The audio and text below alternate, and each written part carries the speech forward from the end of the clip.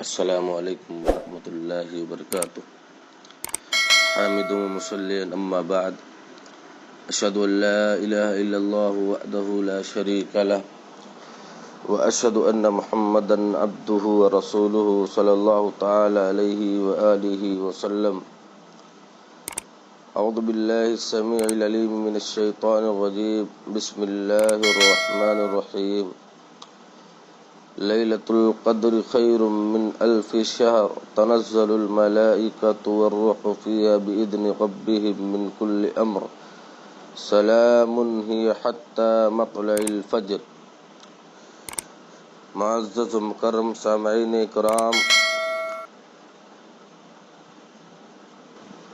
ماہ رمضان اپنی تمام تر برکتوں کے ساتھ ہم پر سایہ فگن ہے۔ اس کا آدھے سے زیادہ مہینہ ہم اور آپ سے جا چکا ہے۔ اسی طرح آخری عشرے میں بھی ہم اور آپ داخل ہونے والے ہیں۔ آخری عشرے میں ایک اہم سعادت والی رات ہمارے پاس آنے والی ہے، جسے شب قدر کہا جاتا ہے،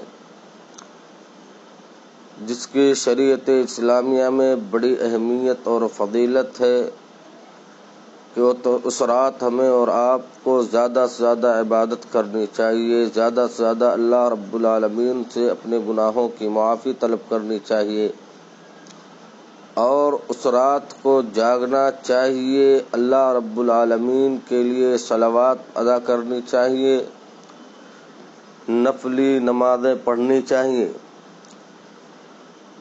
آئیے سب سے پہلے ہم شب قدر کی فضیلت کو جانتے ہیں۔ اللہ رب العالمین نے سورہ قدر آیت نمبر 3 سے لے کر 5 میں فرمایا، لیلۃ القدر خیر من الف شہر، تنزل الملائکۃ والروح فیہا بإذن ربہم من کل امر، سلام ہی حتی مطلع الفجر، کہ شب قدر کی عبادت 1000 مہینوں کی عبادت سے بہتر ہے۔ اس میں ہر کام سر انجام دینے کو اپنے رب کے حکم سے فرشتے اور روح یعنی جبریل علیہ السلام اترتے ہیں۔ یہ رات سراسر سلامتی کی ہوتی ہے اور فجر طلوع ہونے تک یہ رات رہتی ہے۔ حافظ ابن کثیر رحمۃ اللہ علیہ نے اپنی کتاب تفسیر ابن کثیر کے اندر اسی صورت کے نیچے لکھتے ہیں، اس رات کی بہت زیادہ برکت کی وجہ سے اس میں کثرت سے فرشتے نازل ہوتے ہیں۔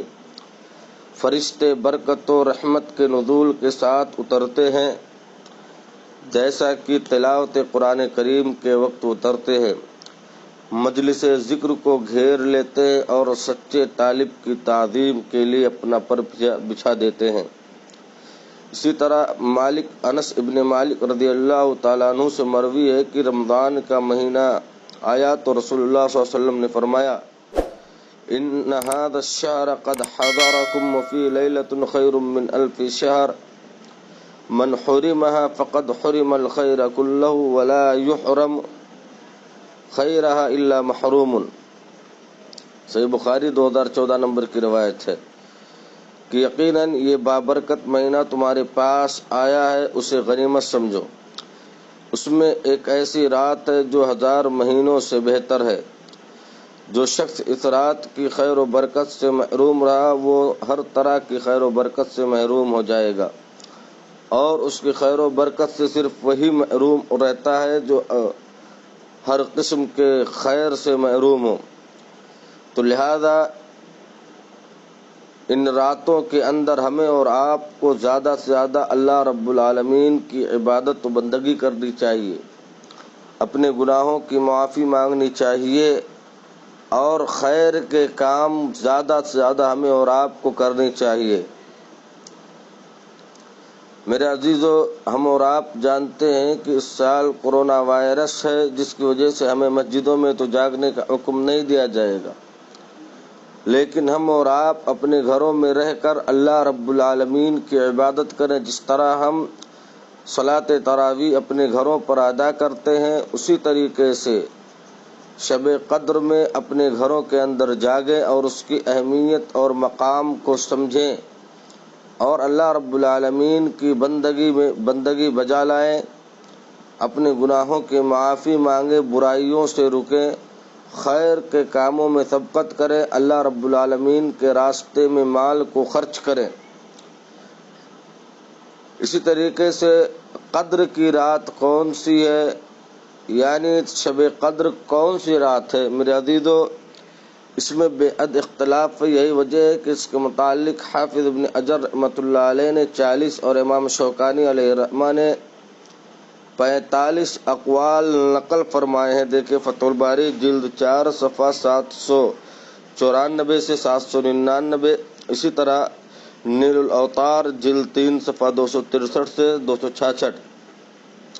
ان سب میں راجح اور قوی تر قول یہ ہے کہ شب قدر آخری عشرے کی راتوں میں سے ایک ہے، جیسا کہ عائشہ رضی اللہ تعالیٰ عنہ سے مروی ہے کہ رسول نے فرمایا تحروا لیلۃ القدر فی الوتر من العشر الاواخر من رمضان، صحیح بخاری 2017 نمبر کی روایت ہے کہ شب قدر رمضان کے آخری عشرے کی راتوں میں تلاش کرو۔ ابو سعید خدری رضی اللہ تعالیٰ عنہ سے مروی روایت میں ہے کہ نبی کائنات علیہ الصلوۃ والسلام رمضان کے درمیانی عشرے میں اعتکاف کیا کرتے تھے۔ 20 راتیں گزر جانے کے بعد جب 21ویں رات آتی تو شام کو اپنے گھر واپس آ جاتے۔ جو لوگ اعتکاف میں ہوتے وہ اپنے گھروں کو واپس جاتے۔ ایک رمضان میں جب آپ صلی اللہ علیہ وسلم اعتکاف میں تھے تو اس رات میں بھی مسجد میں ہی مقیم رہے جس میں آپ کے گھر جانے کی عادت تھی۔ پھر آپ نے لوگوں کو خطبہ دیا اور جو کچھ اللہ تعالی نے چاہا آپ نے لوگوں کو حکم دیا۔ پھر آپ صلی اللہ علیہ وسلم نے فرمایا میں اس دوسرے عشرے میں اعتکاف کیا کرتا تھا، لیکن مجھ پر یہ ظاہر ہوا کہ مجھے اب اس عشرے میں اعتکاف کرنا چاہیے، اس لیے جس نے میرے ساتھ اعتکاف کیا ہے وہ اپنے مقام اعتکاف میں ہی ٹھہرا رہے۔ مجھے یہ رات یعنی شب قدر دکھائی گئی لیکن پھر بلوا دی گئی۔ فابتغوها فی العشر الاواخر وابتغوها فی کل وتر، اس لیے تم اسے آخری عشرے کی راتوں میں تلاش کرو۔ میں نے خود کو خواب میں دیکھا کہ میں اس رات کیچڑ میں سجدہ کر رہا ہوں، پھر اس رات آسمان پر ابر ہوا، بدلی چھائی اور بارش برسی۔ نبی کریم صلی اللہ علیہ وسلم کی نماز پڑھنے کی جگہ چھت سے پانی ٹپکنے لگا۔ یہ 21ویں رات کا ذکر ہے۔ میں نے خود اپنی آنکھوں سے دیکھا کہ آپ صلی اللہ علیہ وسلم صبح کی نماز کے بعد واپس آ رہے تھے اور آپ کے چہرے مبارک پر کیچڑ لگا ہوا تھا۔ دیکھیے بخاری 2018 نمبر کی روایت۔ اسی طرح ابن عباس کہتے ہیں کہ نبی کریم صلی اللہ علیہ وسلم نے فرمایا التمسوها فی العشر الاواخر من رمضان لیلۃ القدر فی تاسعۃ تبقى فی سابعۃ تبقى فی خامسۃ تبقى، شب قدر کو رمضان کے آخری عشرے میں تلاش کرو جب 9 راتیں باقی رہ جائیں یا 7 راتیں باقی رہ جائیں یا جب 5 باقی رہ جائیں۔ دیکھیے صحیح بخاری 2021 نمبر کی روایت ہے۔ اسی طرح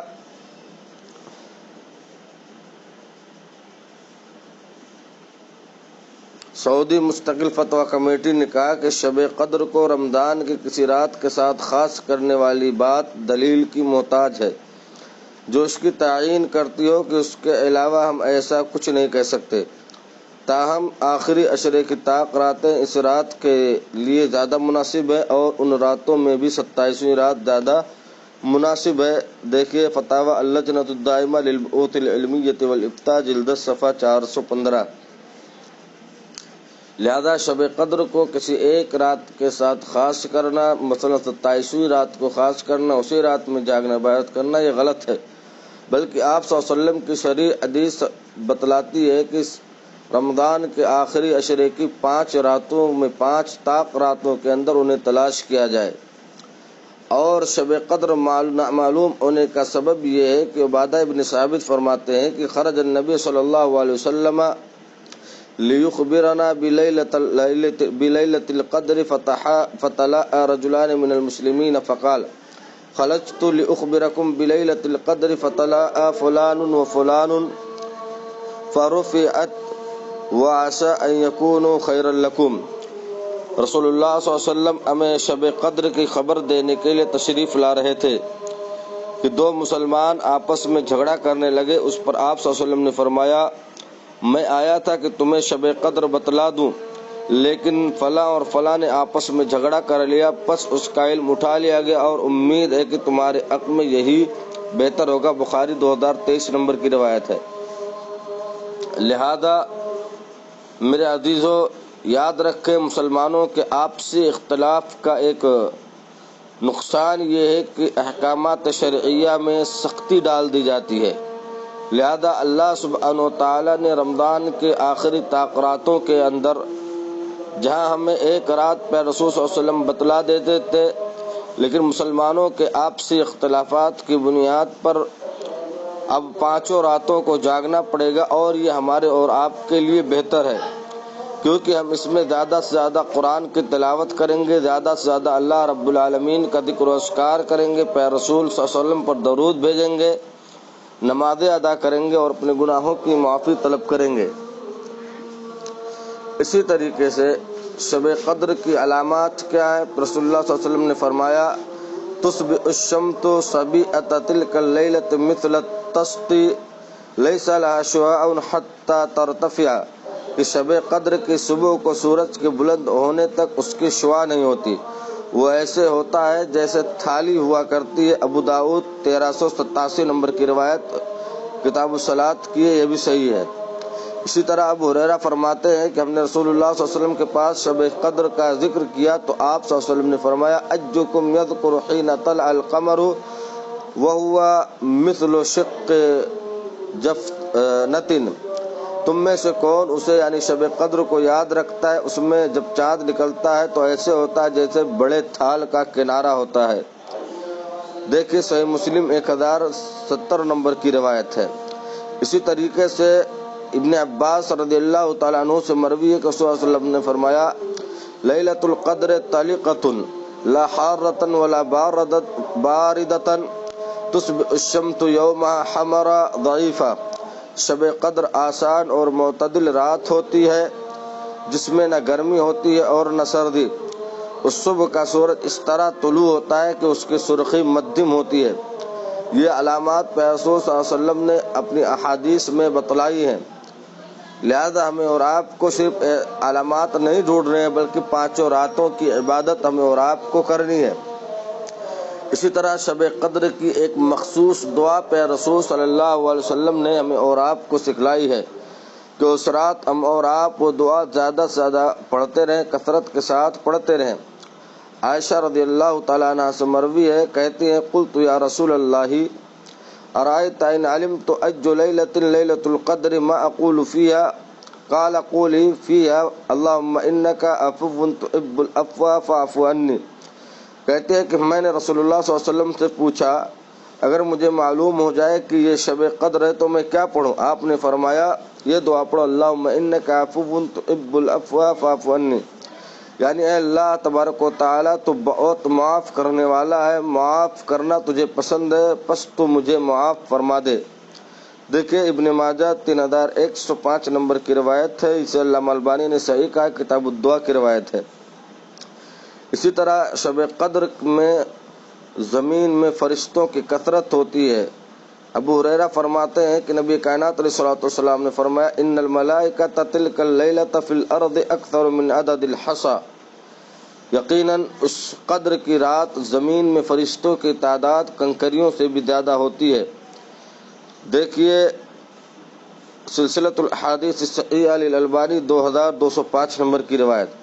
تو لہذا ہمیں اور آپ کو زیادہ سے زیادہ اللہ رب العالمین کی اس قدر کی رات میں عبادت و بندگی کرنی چاہیے، اپنے گناہوں کی معافی کرنی چاہیے، مانگنی چاہیے اور برائیوں سے بچنی چاہیے، اور آئندہ نہ کرنے کا عزم کرنا چاہیے کہ ہم ایسے گناہوں کو نہیں کریں گے جس سے اللہ اس کے رسول کی ناراضگی ہو، جس سے اللہ سبحانہ و تعالی ہمارے رزق میں کمی کر دے۔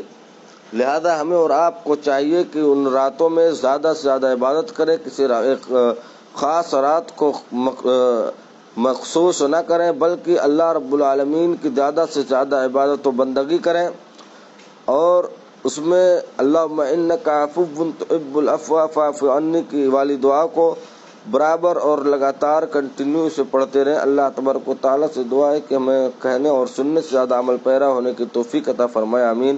تقبل یا رب العالمین، وآخر دعوانا الحمدللہ رب العالمین۔ السلام علیکم ورحمۃ اللہ وبرکاتہ۔